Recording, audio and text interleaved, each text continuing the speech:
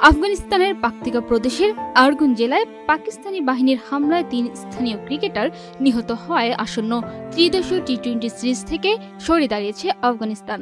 Pakistan cricket board PCB আগামী ১৭ থেকে ২৯ November Rawalpindi ও লাহোরে পাকিস্তান, শ্রীলঙ্কা ও আফগানিস্তানকে নিয়ে ত্রিদেশীয় টি-20 সিরিজ আয়োজনের ঘোষণা দিয়েছিল।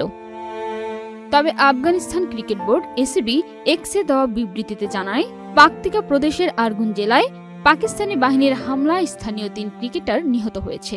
এই ঘটনায় গভীর শোক প্রকাশ করে এসিবি সিরিজ থেকে সরে দাঁড়ানোর সিদ্ধান্ত নিয়েছে। এসিবির তথ্য মতে নিহত ৩ জন ক্রিকেটার কবির সিবগাতুল্লাহ ও হারুন সারানা একটি প্রীতি ক্রিকেট ম্যাচ খেলে বাড়ি ফেরার পথে বিমান হামলার শিকার হন।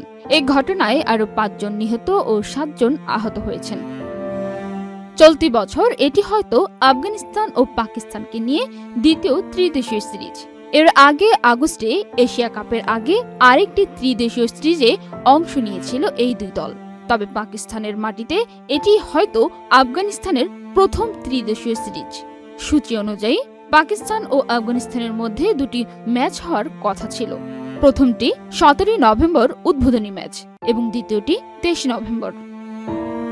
যখন পাকিস্তান ও আফগানিস্তানের মধ্যে কূটনৈতিক সম্পর্ক দিন দিন অবনতি ঘটছে, তখন এই সিরিজ আয়োজনের সিদ্ধান্ত নেওয়া হয়েছিল। হামলার পর সিরিজ থেকে আফগানিস্তানের সরে দাঁড়ানো দুই দেশের সম্পর্ককে আরও জটিল করতে পারে বলে ধারণা করা হচ্ছে। এই ঘটনায় এখনও পাকিস্তান ক্রিকেট বোর্ড কোনো মন্তব্য করেনি। পান্না আক্তার, চ্যানেল আই।